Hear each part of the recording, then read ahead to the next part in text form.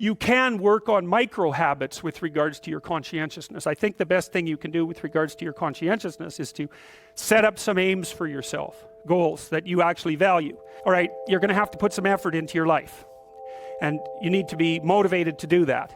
And so what are the potential sources of motivation? Well, you could think about them in the big five, but then there are dimensions that you want to consider your life across. And so we ask people about, well, you know, if you could have your life the way you wanted it in 3 to 5 years, if you were taking care of yourself properly, you know, what would you want from your friendships? What would you want from your intimate relationship? How would you like to structure your family? What do you want for your career? Well, how are you going to use your time outside of your job?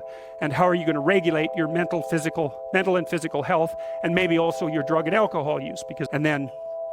And then so maybe, you know, you develop a vision of what you would like your life to be. Once the goal is established, and then you break down the goal into micro processes that you can implement, the micro processes become rewarding in proportion in relation to their causal association with the goal. And that tangles in your incentive reward system. And the way it works is that it works better if it produces positive emotion when it can see you moving towards a valued goal. Okay, well, what's the implication of that? Better have a valued goal, because otherwise you can't get any positive motivation working out. And so the more valuable the goal, in principle, the more the micro processes associated with that goal start to take on a positive charge.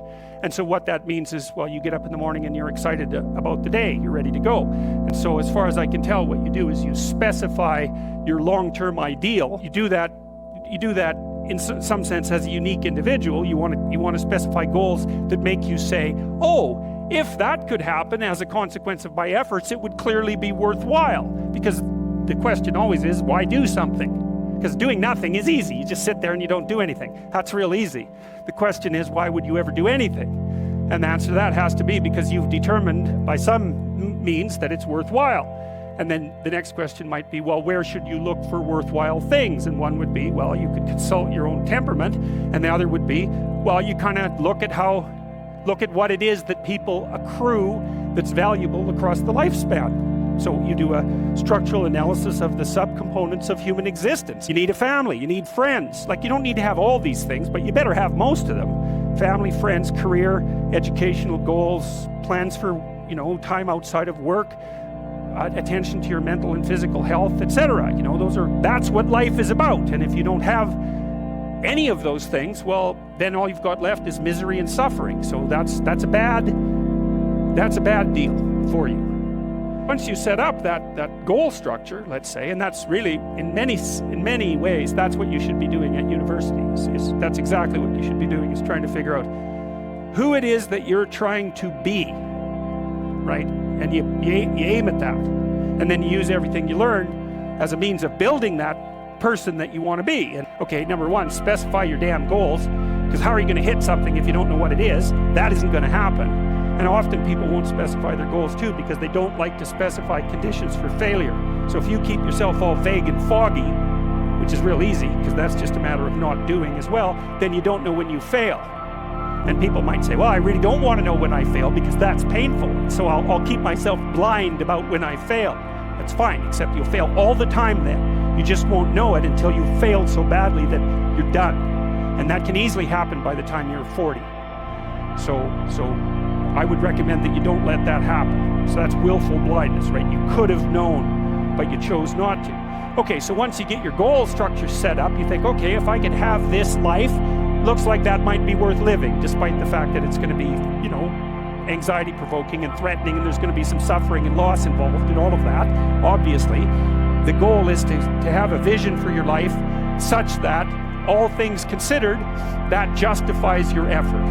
Okay, so then what do? Well, then you turn down to the micro routines. It's like, okay, well, this is what I'm aiming for. How does that instantiate itself day to day, week to week, month to month? And that's where something like a schedule can be unbelievably useful. Google Calendar. It's like, make a damn schedule and stick to it. Okay, so what's the rule with the schedule? It's not a bloody prison. That's the first thing that people do wrong. They say, well, I don't like to follow a schedule. It's like, well, what kind of schedule are you setting up? Well, I have to do this, then I have to do this, then I have to do this, you know, and then I just go play video games, because who wants to do all these things that I have to do? It's like, wrong. Set the damn schedule up so that you have the day you want. That's the trick. It's like, okay, I've got tomorrow. If I was going to set it up so it was the best possible day I could have, what would it look like? Well, then you schedule that. And obviously there's a bit of responsibility that's going to go along with that, because if you have any sense, one of the things that you're going to insist upon is that at the end of the day, you're not in worse shape than you were than at the beginning of the day, right? So maybe 20% of your day has to be responsibility and obligation, or maybe it's more than that, depending on how far behind you are. But even that, you can ask yourself, okay, well, I've got these responsibilities. I have to schedule the damn things in. What's the right ratio of responsibility to reward? You could ask yourself that, you know. So maybe you do an hour of responsibility and then you play a video game for 15 minutes. I don't know, whatever turns your crank, man. But, you know, you have to negotiate with yourself and not tyrannize yourself. Like you're negotiating with someone that you care for, that you would like to be productive and have a good life. And that's how you make the schedule. It's like, and then you look at the day and you think, well, if I had that day, that'd be good. Great. You know, and you're useless and horrible, so you'll probably only hit it with about 70% accuracy, but that beats the hell out of 0, right? And if you hit it even with 50% accuracy, another rule is, well, aim for 51% the next week, or 50.5% for God's sake, or because you're going to hit that position where things start to loop back positively and spiral you upward. And so that's one way that you can work on your conscientiousness, is plan a life you'd like to have. But you know, my point is that you have to understand that you're not your own servant, so to speak. You're someone that you have to negotiate with, and you're someone that you want to present the opportunity of having a good life to. And that's hard for people because they don't like themselves very much. So, you know, they're always like cracking the whip and then procrastinating, and cracking the whip and then procrastinating. And it's like, God, it's so boring and such a pathetic way of spending your time. And you know what that's like, because you probably waste like 6 hours a day.